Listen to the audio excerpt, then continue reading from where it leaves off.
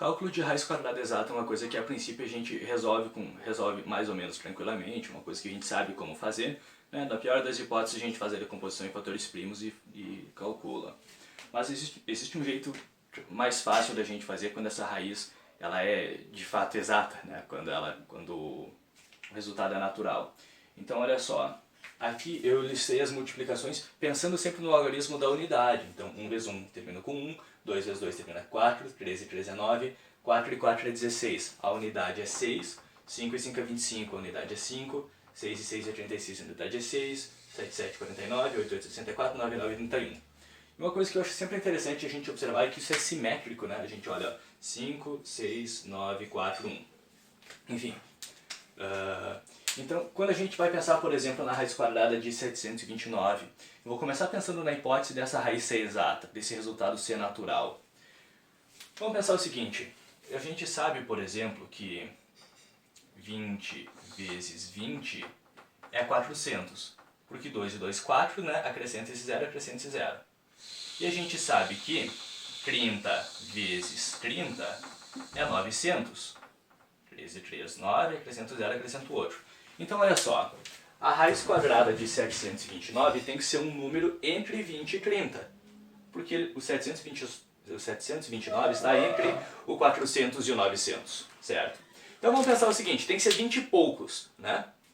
Para terminar com 9, poderia ser 23 vezes 23, que eu sei que isso vai terminar em 9, ou poderia ser 27 vezes 27, que vai terminar em 9. A gente tem duas possibilidades. Quando a gente olha, é mais provável que seja o 27, porque isso aqui está mais próximo do 900 do que do 400. Tá? Então a gente tem a hipótese que é o 27, a princípio a gente não tem garantia. Se for exata, é o 27. Tá? Então você tem que ir lá e fazer a multiplicação, nesse caso é. Eu não vou fazer a multiplicação aqui para o vídeo não ficar mais demorado, mas nesse tipo de situação, quando a gente está supondo o valor exato, a gente precisa verificar. Tá? Um outro exemplo, 961. Olha só, como isso aqui é um pouco maior que o 30, certo? E se a gente vai pensar no próximo valor, aqui ó, no próximo múltiplo de 10, 40 vezes 40, é 1600. Então o 961 ele é um pouco maior que o 30, mas ainda menor que o 40, a raiz quadrada. Então, para terminar com 1, ou seria o 31 vezes 31, que eu sei que vai ser um número que vai terminar com 1, ou o 39 vezes 39. Só que isso daqui, como ele está muito mais próximo, deve ser o 31, e não somente deve ser, como de fato é o 31. Agora olha só, se você tentar fazer a decomposição desse número em fatores primos, você vai sofrer horrores. Por quê? Você vai pegar o 961, você tenta dividir por 2, não dá. Tenta dividir por 3, não dá. Tenta dividir por 5, não dá. Tenta por 7, não dá. Tenta por 11, não dá. Tenta por 13, não dá. 17, não dá. Porque esse número aqui é primo.